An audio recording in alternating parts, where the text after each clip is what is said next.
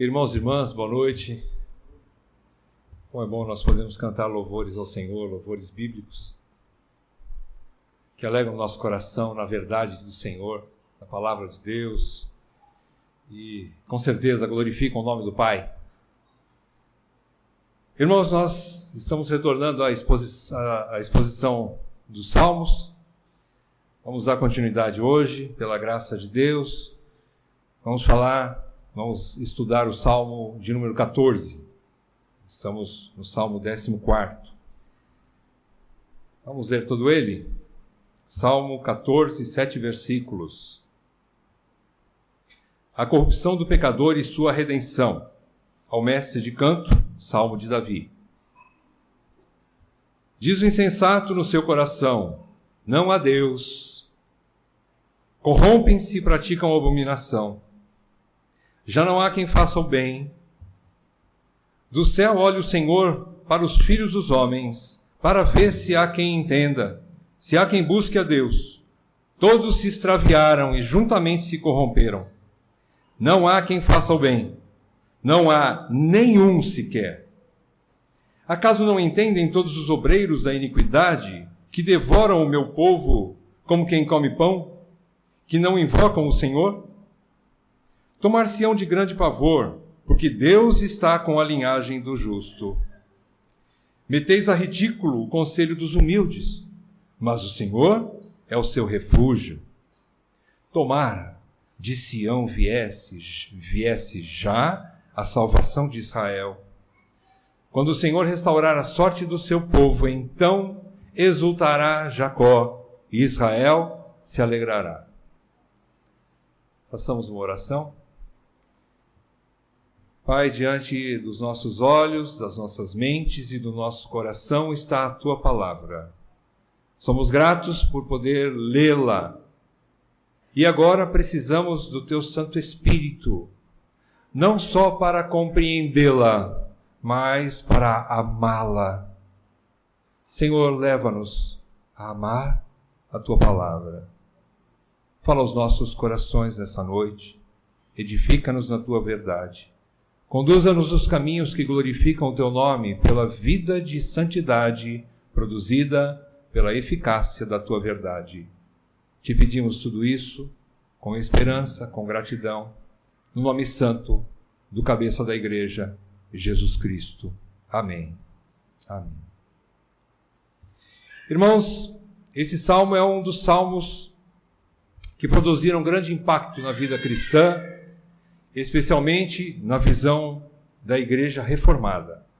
É um dos salmos que mais frutificaram na vida de Paulo. Obrigado, irmão. E através de Paulo, obviamente, chegando nos grandes reformadores. É um salmo que foi repetido pelo próprio Davi no Salmo 53. O Salmo 53 tem 6 versículos, com poucas alterações em relação ao Salmo 14. E mais do que isso, ele foi repetido também por Paulo na carta aos Romanos, uma das excelentes cartas que produziram, tanto em Calvino como em Lutero, e especialmente em Lutero, a grande visão da realidade da igreja do Senhor.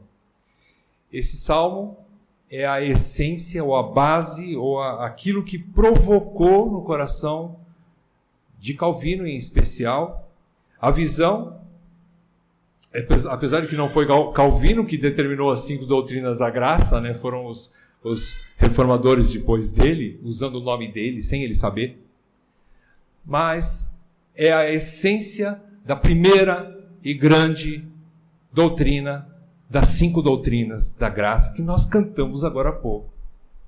É o alicerce, ou melhor, é um dos alicerces dessa visão reformada, e é a visão que Deus deu a esses homens, que chega até nós graciosamente, a visão que um Deus de poder tremendo vem sobre o homem como um tsunami poderoso e esmaga o coração do homem, dizendo: não há um justo sequer. Chamada doutrina da total depravação. ou depravação total. Esse Salmo de número 14 é o primeiro dos salmos que Paulo usa na carta aos Romanos, capítulo 3, de 9 a 18, quando ele expõe essa doutrina. Aliás, ele fecha ali essa doutrina, porque ele começa a expor desde o primeiro capítulo de Romanos, mostrando a incapacidade do homem de glorificar a Deus, e inclusive de ter naturalmente ele é rebelde a Deus. Ele começa a explicar isso no capítulo 1, ele começa a relatar mais no capítulo 2, e no capítulo 3 da carta aos Romanos, Paulo fecha com essa exposição, admitindo, ou como se ele trouxesse como um professor sábio, de textos inspirados que não foram criados por ele, mas dos profetas do Antigo Testamento, e principalmente do livro de Salmos.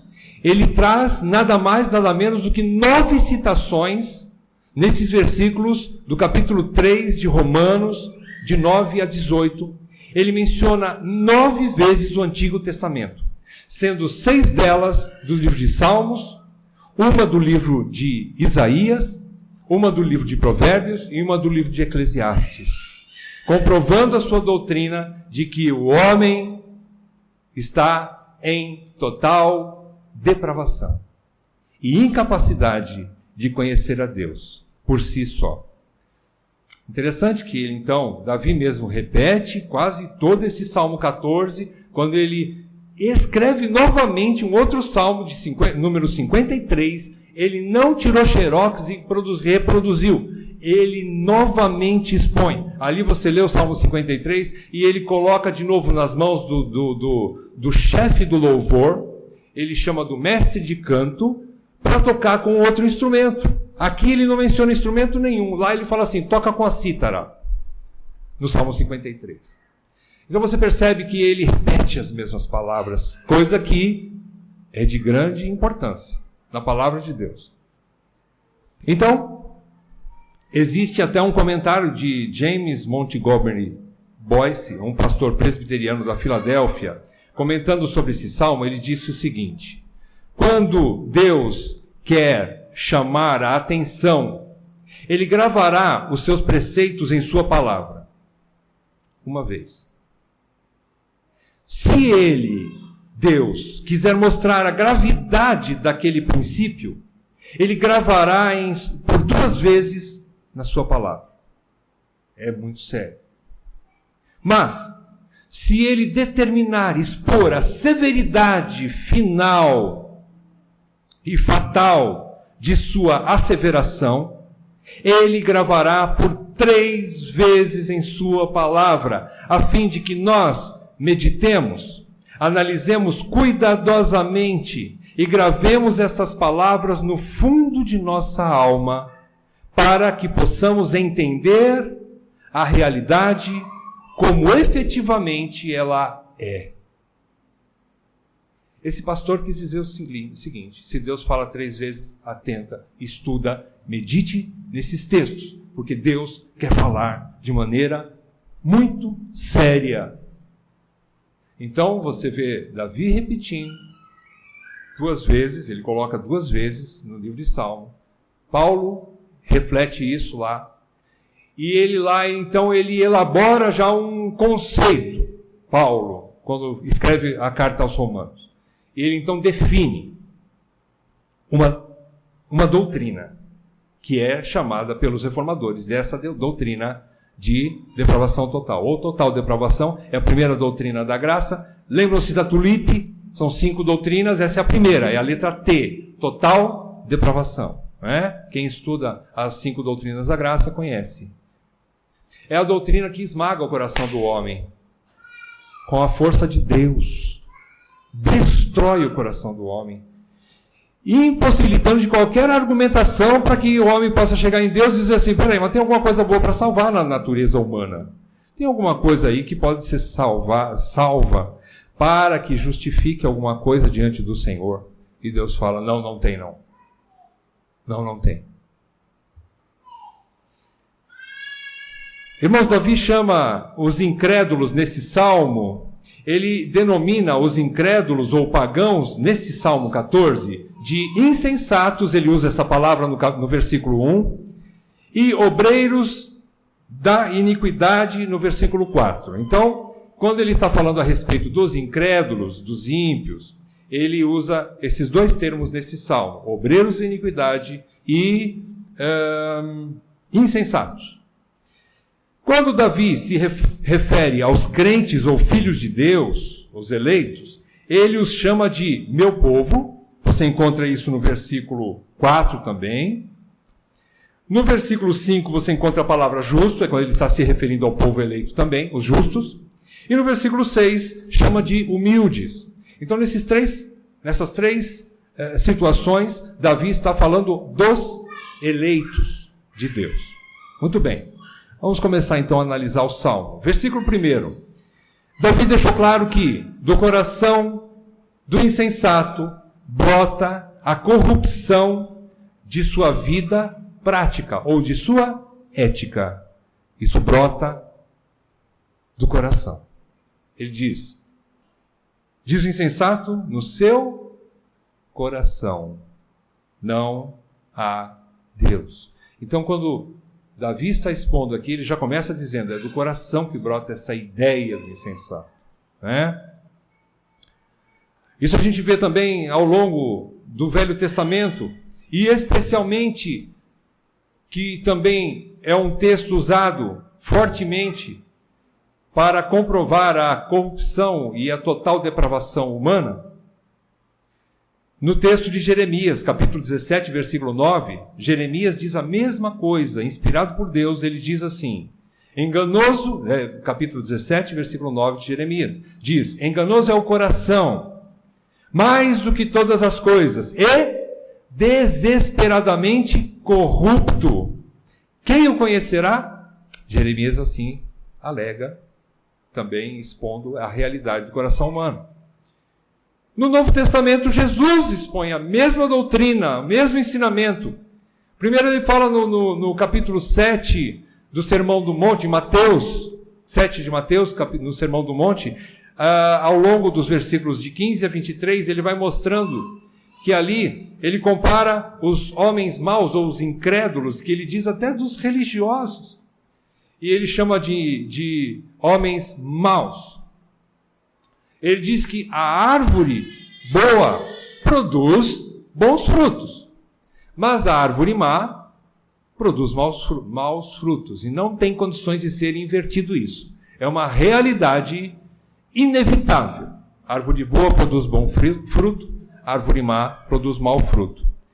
E o Senhor Jesus completa de uma maneira mais contundente ainda, quando ele, no capítulo 15 de Mateus, versículo 19, ele diz, porque do coração procedem maus desígnios, homicídios, adultérios, prostituição, furtos, falsos testemunhos e blasfêmias. Então Jesus concorda e ele diz também as mesmas coisas. Ele confirma aquilo que ele mesmo, através do seu Espírito, falou através de Davi, falou através dos profetas e falou através dos apóstolos. Jesus está dizendo realmente isso. Né? É do coração. Então, meus amados, se a fonte primária, nós entendemos isso. Qualquer criança estuda no livro de Provérbios, papai e a mamãe ensina a eles. O grande princípio de Provérbios qual é? O temor do Senhor é o princípio da sabedoria. Parece que é o primeiro ensinamento de Provérbios que a gente aprende e passa para os filhos, né? Primeiro ensinamento. Então, muito bem, é um grande ensinamento. Se a fonte primária da sabedoria perfeita do crente é o temor do Senhor, e você não encontra só em Provérbios, você encontra essa mesma afirmação, esse mesmo ensino, essa mesma doutrina no Salmo 111, versículo 10, e em Provérbios 1:7, Provérbios 9, versículo 10, Provérbios capítulo 15, versículo 33, e várias outras passagens você encontra o princípio da sabedoria, é o temor do Senhor. Muito bem. Então, se de um lado você tem o princípio da sabedoria, é o temor do Senhor. O fundamento da insensatez, Davi diz aqui no versículo 1, ou o fundamento da insensatez, ou da loucura, ou da falta de juízo do homem, é ignorar a Deus. É dizer, não há Deus. É o princípio de toda a loucura do homem. É dizer, não há Deus. Então, Davi está querendo dizer para nós o seguinte: o incrédulo vive e age como quem nunca terá de prestar contas a Deus. Ele imagina isso no seu coração. Ele é chamado de louco. Vocês se lembram quando Jesus está ensinando sobre a avareza? Ele menciona que aquele homem tinha uma produção muito grande na sua fazenda. Ele ajuntou tanta colheita que ele não tinha mais onde guardar, apesar dos seus celeiros tão grandes. E ele diz no seu próprio coração, a Bíblia diz que ele arrasou consigo mesmo. Ele conversa com a sua própria alma e diz assim: ó alma, tantos frutos nós colhemos, que abundância eu tenho. O que eu faço agora? Não cabe lá no meu celeiro. O que eu vou fazer? Vou construir celeiros maiores, colocar tudo lá dentro e vou dizer para minha alma: arregala-te, alma, come, bebe e farta-te por muito tempo. O que é que Deus responde para ele? Qual é a palavra do Novo Testamento? Louco, insensato. Tudo isso que você tem não vai te servir para nada, porque amanhã, sabe o que quer dizer ali? Quer dizer que Deus é um Deus de misericórdia. É como se ele estivesse falando para o louco: louco, amanhã, ou seja, eu estou te dando mais um dia de chance. Arrependa-te. Te pedirão a tua alma. E os teus bens para quem será? Ou seja, não vai servir para nada. Então, é o que Davi está falando aqui. A loucura do incrédulo é viver como quem acha que nunca terá que prestar contas a ninguém. Essa afirmação que Davi faz de que o insensato diz no seu coração isso, como se Davi estivesse entrevistando um insensato e falou assim: ô insensato, o que é que você diz aí no teu coração? E ele gravou. O que é que o insensato respondeu? Não há Deus. No original hebraico, não é bem assim. No português, a tradução fica um pouco superficial. No original hebraico, sabe quais são as palavras aqui? Não Deus. Irmãos, isso soa pior do que não há Deus. Quando você diz não há Deus, você diz assim: eu não acredito em Deus. É grave, é horrendo, blasfêmia, é terrível. Mas quando você fala assim: eu sei que tem um Deus. Não, Deus. Desprezar descaradamente a uma pessoa que ele sabe que existe. É menosprezar uma pessoa. É pior do que se ele não acredita em Deus. É terrível também. O lança no inferno da mesma maneira. Agora você imagine uma pessoa que sabe que uma pessoa existe, vira as costas para ele e não tem o mínimo de consideração para com aquela pessoa. A pessoa de Deus, eu estou falando aqui. É isso que diz. Então, em hebraico, irmãos, no original, é isso que quer dizer. Então, é uma afirmação mais grave ainda, como uma atitude da alma em rebelião frontal a Deus. Ele chega no nariz de Deus e diz assim: não, Deus. Irmãos, isso é terrível. Isso é terrível. Como é que isso se deslancha ao longo do Salmo? Vamos ver. Davi vai detalhar um pouco mais sobre isso. O versículo 1 é só uma introdução do que ele vai expor melhor a respeito do ímpio, do insensato, e de que não há nenhum sequer que faça o bem. Ele diz então que já não há quem faça o bem. Ele termina o versículo 1. Então Davi, quando ele termina o versículo 1, ele quer dizer que todos os incrédulos, não só, Davi não quer dizer que somente os incrédulos só façam coisas más o tempo todo.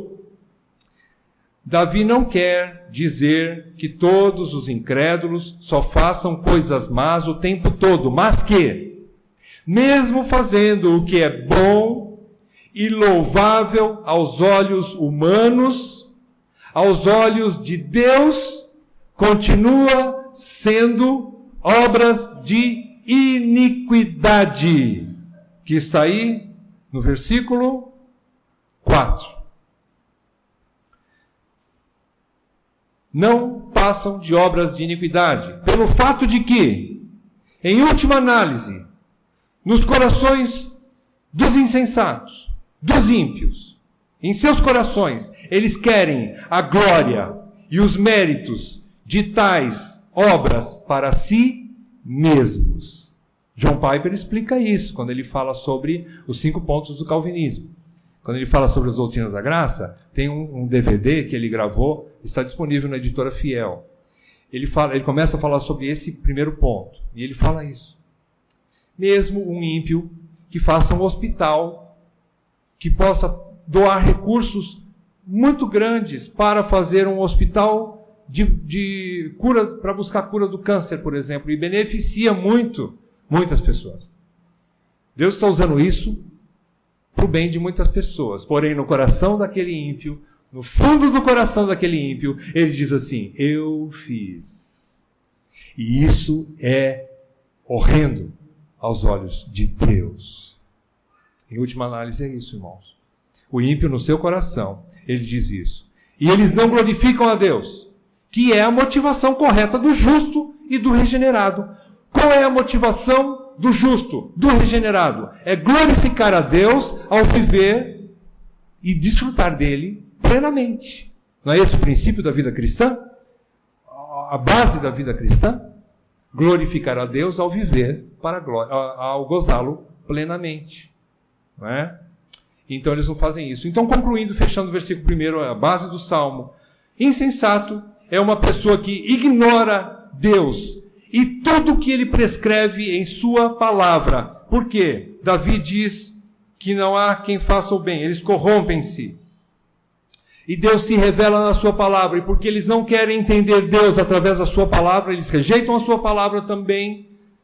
Então, esse versículo 1, Davi fecha e diz que é esse o problema do insensato. Né? Ele ignora Deus e tudo que ele prescreve em sua palavra, ainda que seja altamente intelectual.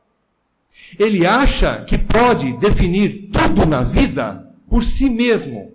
É o princípio no coração pecador da autonomia.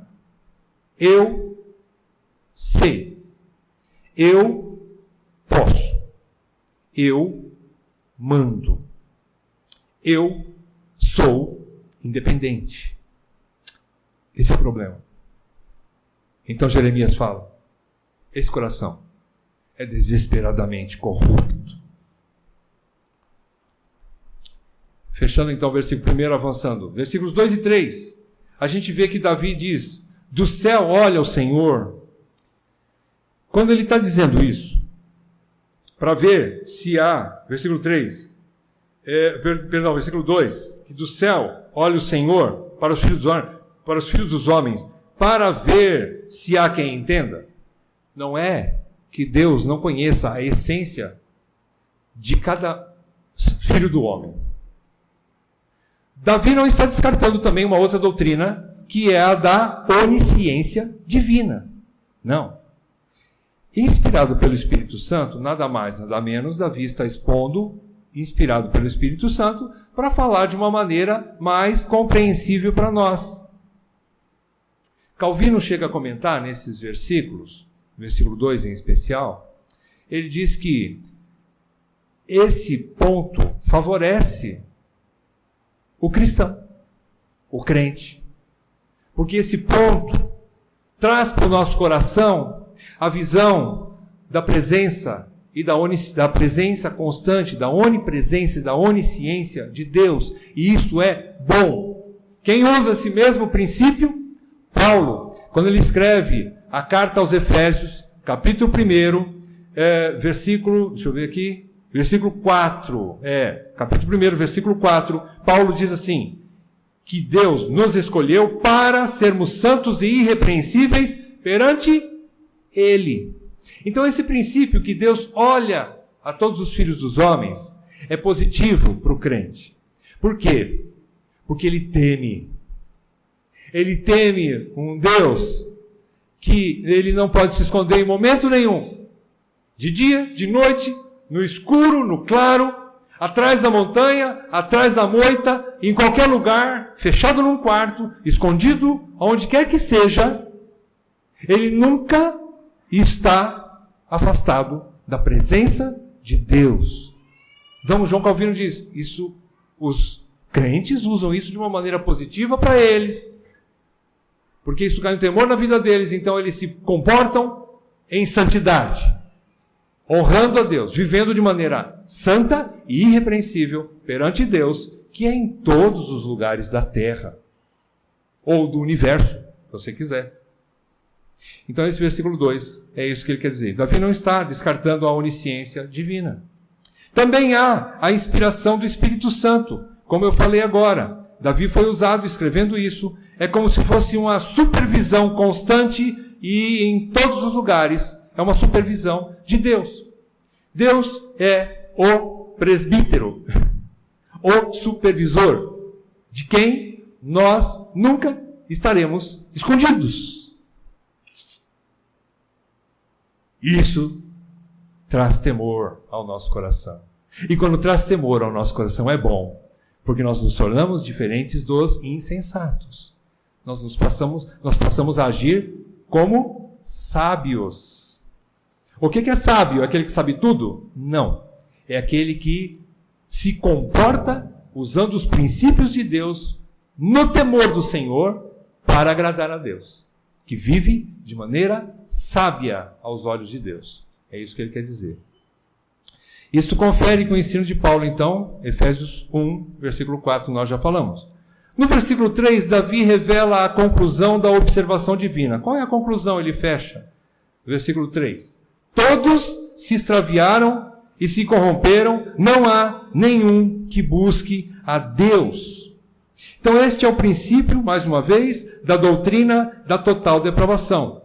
Todos nascemos em pecado. Irmãos, todos nascemos em pecado, como filhos de Adão, e vivemos mortos em nossos delitos e pecados, e incapazes, por nós mesmos, de buscar a Deus. Por isso ele diz, não há quem busque a Deus, nem um sequer. Ele esmaga com esse princípio o coração orgulhoso do homem. O coração que se baseia em boas obras para fazer o que é bom e justo e chegar a Deus. Aquele que acha que pode chegar a Deus fazendo coisas. Mesmo que nós possamos aplaudir algumas boas obras de algumas pessoas, se eles não estão fazendo isso para a glória de Deus e não são crentes em Cristo Jesus, não presta para nada.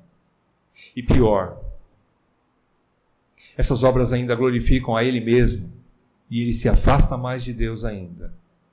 Só que Davi está dizendo aqui, em todo esse conceito, ele está dizendo o seguinte, isso não é só para você olhar para o lado e aquele teu vizinho, aquele teu parente, aquele teu amigo que ainda é ímpio. Não! Isso ainda está em você, cristão. Você, crente. Isso permanece aí. Você foi vivificado, porém, o teu coração ainda é desesperadamente corrupto. Desesperadamente corrupto.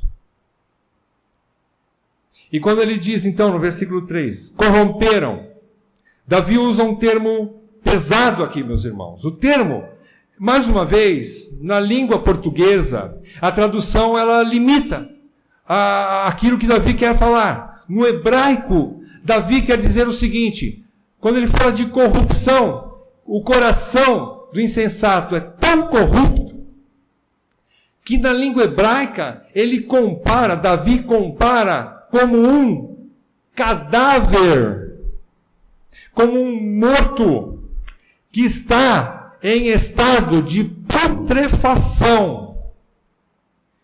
É aquele cadáver que está ali, inchado, Os termos são pesados de Davi. Ele está vazando suas secreções nojentas, fétidas, que contaminam todos os que estão ao seu redor, simplesmente pelo ar. Essa é a palavra que Davi usa aqui, quando ele fala de corrupção. É tremendo, irmãos. É uma coisa muito, muito, muito pesada que Davi usa para transmitir a ideia de corrupção aqui. Nos versículos 4 a 6, meus amados, ele fechando aqui então os versículos 2 e 3, são os versículos que Paulo também usa para refletir essa mesma doutrina no capítulo 3 de Romanos. Quando ele fecha aqui, você vê a sequência. Quando parece que Deus está procurando, na verdade, na sua onisciência, ele já sabe todas as coisas. Mas Davi usa esse argumento para nós compreendermos. Ele está ali como se Deus estivesse olhando para todos os filhos dos homens, vendo se há quem, primeiramente, entenda. E em segundo lugar, ele diz no versículo 3, todos se extraviaram. Por quê? Porque não tem ninguém que entende. Então ele começa pelo intelecto. Eles não entendem. Se eles não entendem, eles não buscam a Deus. Se eles não buscam a Deus, eles se extraviam, eles se perdem no caminho. Se eles se perdem no caminho, eles se corrompem. E se eles se corrompem, eles fazem tudo errado aos olhos de Deus. Não há quem faça o bem. Mas o meu vizinho lá, ele é ímpio, mas ele é um camarada. Ele paga as contas tudo em dia. Você pode pegar até um parente teu e falar assim, ele é um cara honesto, nunca ninguém bateu na casa dele para cobrar uma dívida dele, porque ele paga tudo em dia.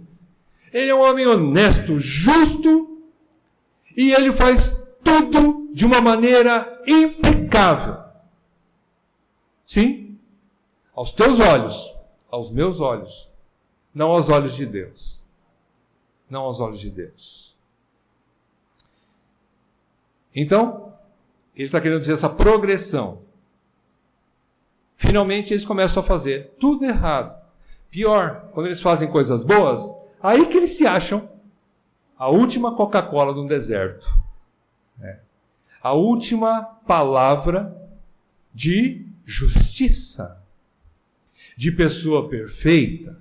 Quando eles fazem o bem e acham que fizeram tudo certinho, eles falam assim, eu sou perfeito.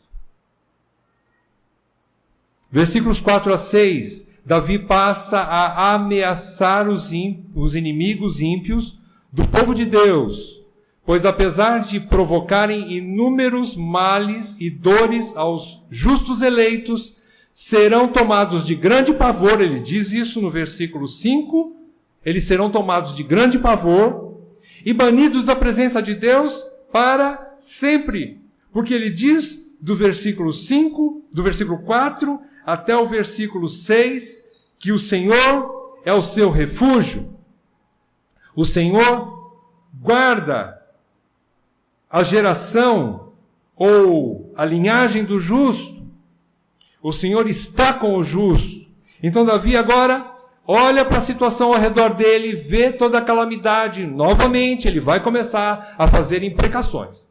Porque ele olha a injustiça em volta dele, os seus inimigos perseguindo ele, caluniando ele, ou os seus amados, e ele começa a olhar e diz assim, vocês não entendem mesmo, né?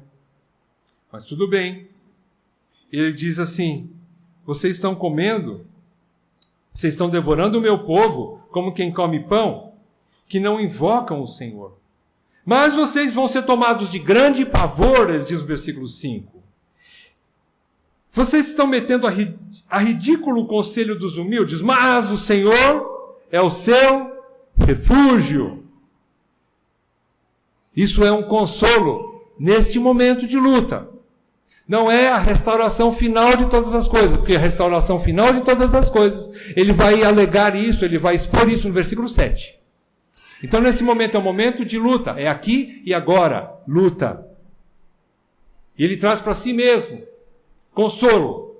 Ele reaviva no seu próprio coração, na sua própria alma, a certeza e a convicção de que Deus guarda o justo, que Deus preserva o justo. Ele pode perder tudo, o justo. Ele pode ser humilhado. Ele pode ser espezinhado. Ele pode ter prejuízos e viver uma vida de extrema dor, sofrimento e tristeza. Mas Deus é o seu refúgio. Ele traz isso de volta para a alma dele, para se auto-refrigerar e para trazer refrigério também para o justo, sofredor e perseguido. Então ele faz isso nesses versículos de 4 a 6. Quando Davi diz, acaso não entendem, não invocam o Senhor, ele volta lá na situação de que eles não entendem mesmo. E quando ele diz não entendem, mais uma vez Davi reforça. Davi está demonstrando aqui que a falta de doutrina. Irmãos, quando ele fala de entendimento, ele fala assim, vocês não querem aprender mesmo, né? Vocês não entendem, acaso não entendem, eles não entendem. E quando eles não entendem, ele está mencionando então que não há doutrina, ou eles não querem aceitar ensinamentos, irmãos. Óbvio, um homem orgulhoso e cheio de si não quer aprender. Ele acha que ele sabe tudo. Eles não entendem porque a palavra que é usada no Novo Testamento por Paulo é que eles estão cheios de si mesmos. Eles estão cheios de si mesmos. Então, eles estando cheios de si mesmos, eles não entendem. E quando eles não entendem, eles não aprendem que existe Deus. E se eles não entendem e não aprendem que existe Deus, eles não invocam a Deus. E invocar a Deus é uma menção de que aquele passa a ser crente. Porque só invoca a Deus quem tem o Espírito de Deus. Porque é pelo Espírito de Deus que nós invocamos a Deus. Então eles não invocam porque eles não entendem e eles não têm Deus. E eles não têm o Espírito de Deus, melhor. E eles não invocam a Deus. Então, trocando em miúdos, o que Davi está nos ensinando aqui é que a falta de doutrina, boa doutrina, eu quero dizer, doutrina bíblica, que produz entendimento, capaz de gerar fé genuína no coração, é tanto a base de sua incredulidade, ou seja, a falta dessa doutrina, a falta de entendimento e a falta da fé genuína, é tanto a base da sua incredulidade como a causa de suas obras de iniquidade. Quando não tem entendimento, eles começam a fazer coisas, e as coisas que eles fazem não são consideradas como boas obras. Por isso, então, Deus diz que essas obras são obras de iniquidade. Irmãos, estes não são apenas ateus teóricos, mas são ateus práticos. Eles vivem como se Deus não existisse. Não consideram Deus em seus caminhos. Esse é o ponto. Por fim, Davi sabe que Deus está com a linhagem do justo e é o seu refúgio, abrandando sua alma atribulada pelas perseguições e injustiças. É isso que nós já falamos. Então ele traz de volta a certeza de que Deus ama, cuida, está na presença do justo, está cuidando do justo. Então isso é o que refrigera o seu coração. Mas vejam, irmãos, que esse salmo é altamente instrutivo no sentido de mostrar a total depravação do homem. A base, ou a maior parte desse salmo, inspirado pelo Espírito Santo, Davi redige ele, colocando as palavras de uma forma bastante clara sobre a total depravação. Ele expõe isso, ele reafirma isso em várias vezes. É um pequeno salmo, mas de grande valia, como eu já mencionei. Tanto que Paulo usa este salmo como o primeiro salmo, quando ele vai descrever vários textos, como eu disse, 9 textos do Velho Testamento, para afirmar biblicamente, na época de Paulo, usando os textos do Velho Testamento, para afirmar a doutrina da total depravação. E ele fecha o versículo 7, Davi, ele fecha com uma oração. Aqui no versículo 7, irmãos, é uma oração. Como de costume, nem todos os salmos são assim, na verdade, mas a maioria dos salmos de Davi é assim. Agora ele fecha com uma oração. Versículo 7 é uma oração. Quando ele diz assim, tomara, se você pega lá o capítulo 53, ele diz no versículo 6, ele diz, vamos lá, o versículo 53, deu branco agora, isso é bom. Coração depravado e corrupto. Versículo 53, capítulo 53, Salmo, versículo 6, ele diz, quem me dera, é o que ele quis dizer aqui, tomara. Então ele quer dizer assim, Senhor, o meu desejo é uma oração. E ele diz assim, é que viesse já a salvação de Israel. Quando o Senhor restaurar a sorte do seu povo, então exultará Jacó e Israel se alegrará. Então ele termina com essa oração. Eu desejo, Senhor, que de Sião venha a tua salvação sobre o teu povo. Quando ele usa os locais aqui de adoração do Velho Testamento, ele menciona Sião em primeiro lugar. Mas depois ele fala de Israel e Jacó, que é a mesma coisa. Todos vocês sabem, né, que Deus mudou o nome de Jacó para Israel. E então isso simboliza, na época de Davi, as 12 tribos, que faz parte, que ali é todo o grupo de eleitos de Deus. Que no Novo Testamento chama-se igreja. E quando ele menciona Sião, Sião é o local de adoração. O que Davi quer dizer? Davi quer dizer no versículo 7, que a salvação de Israel, que são os seus eleitos, vem de Sião, que é o local onde a igreja se reúne para ouvir a palavra de Deus. De onde vem a salvação para nós? Da reunião da igreja onde é ministrada a palavra de Deus. Paulo diz que a fé vem pelo ouvir, e ouvir a palavra de Cristo. Nós somos salvos quando nós ouvimos a palavra de Cristo. Então é isso que ele menciona aqui no versículo 7. Davi já está fazendo essa profecia, jogando lá para frente, mas aqui no tempo dele também é a grande verdade. De Sião vem a salvação.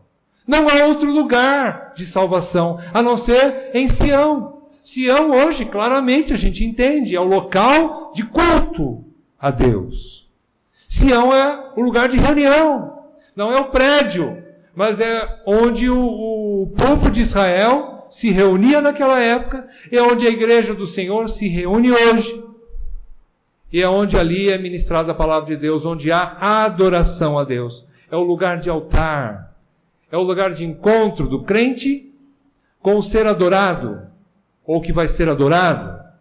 É o lugar de encontro do pecador com o Deus Santo, no altar onde Jesus Cristo derramou o seu sangue, permitindo esse livre acesso, onde o véu foi rasgado de cima a baixo, onde foi rasgado para nós entrarmos com liberdade na presença de Deus para a adoração.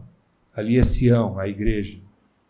Então ele termina assim, quando ele fala de salvação, e ele diz mais. Quando a salvação, ele diz, no comecinho do versículo 7, a salvação vem de Sião. E ele diz mais, quando o Senhor restaurar a sorte do seu povo, agora, Davi já está lançando lá para frente, profeticamente, Davi está mencionando o seu desejo da restauração da sua nação, que simboliza a restauração final e eterna da igreja de Cristo, que é o supremo alvo e consolo do íntimo do coração de todo crente. Qual é o nosso maior desejo? A restauração de todas as coisas. Quando isso vai acontecer? Na volta do Senhor Jesus. Então a gente grita, vem Senhor Jesus, Maranata. Por quê? Porque nós ansiamos isso.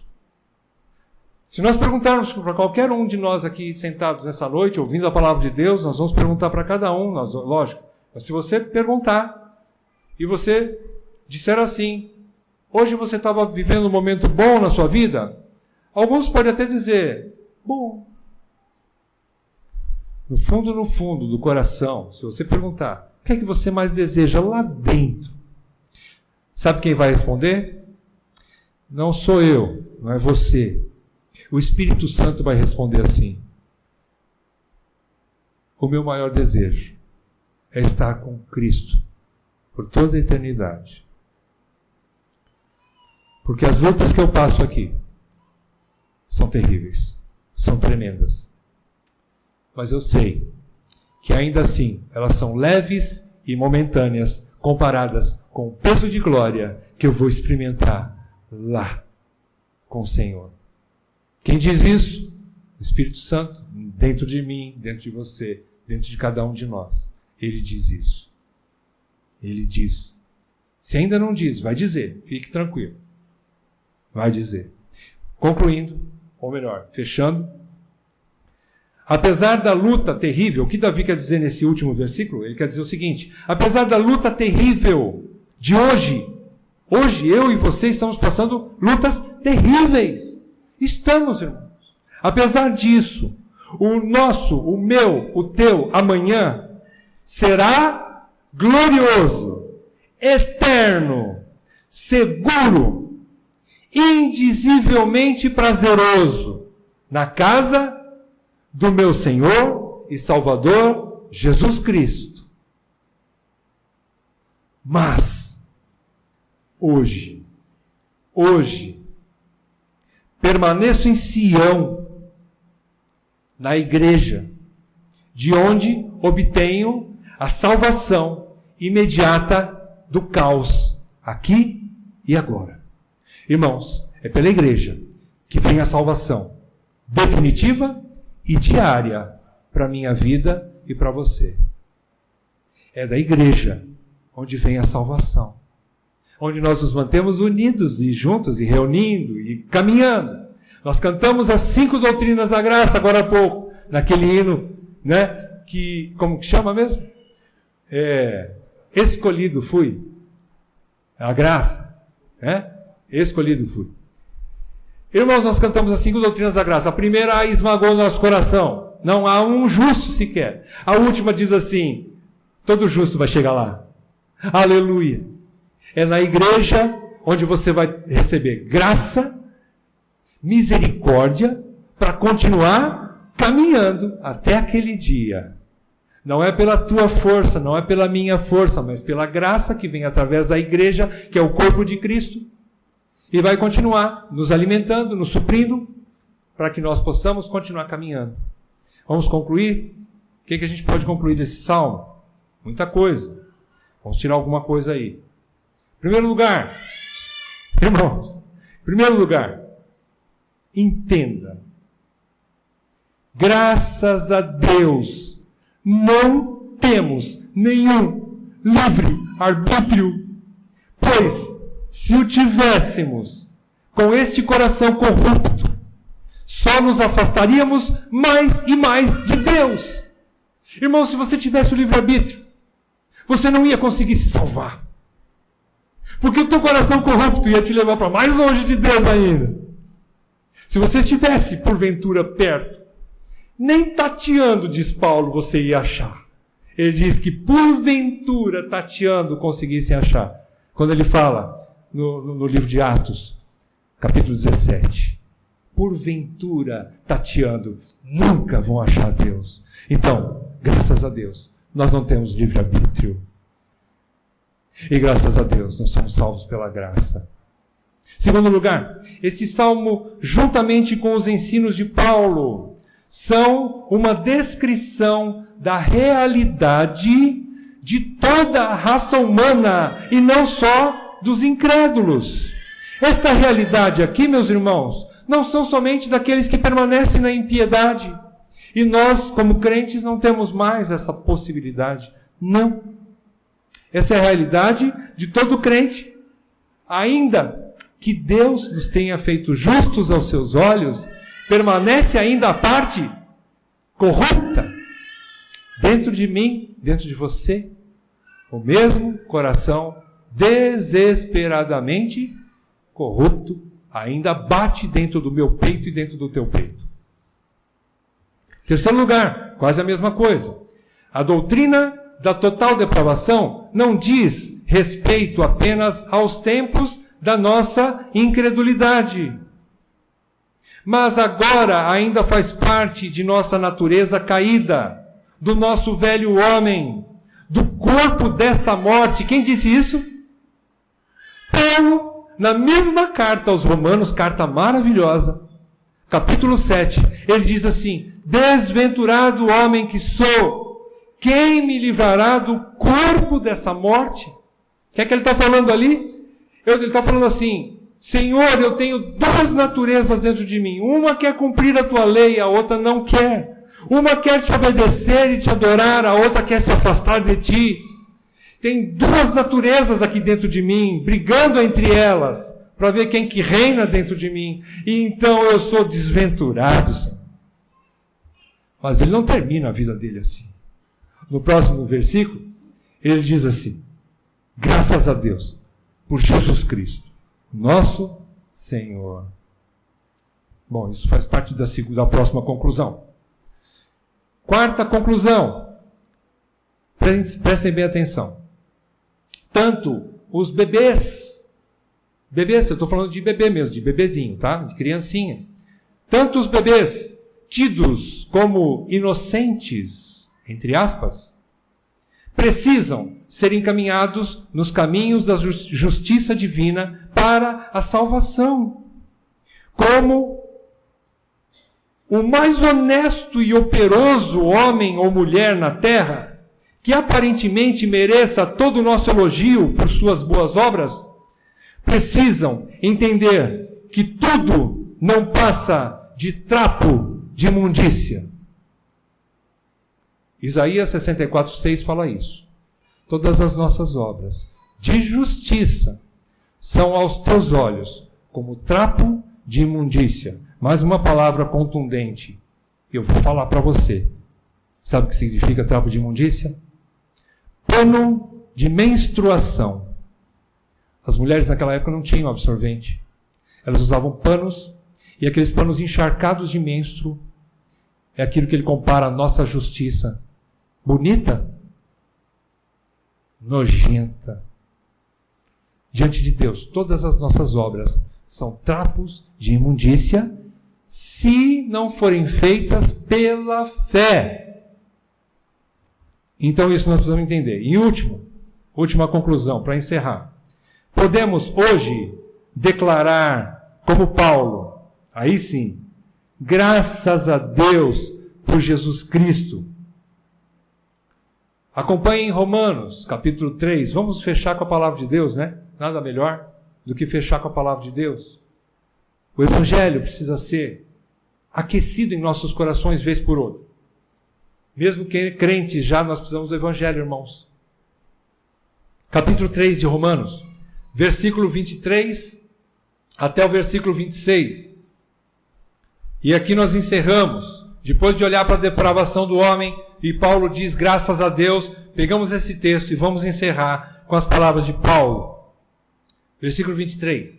Todos pecaram e carecem da glória de Deus, sendo justificados gratuitamente por sua graça, mediante a redenção que há em Cristo Jesus, a quem Deus propôs. Não foi o homem que propôs.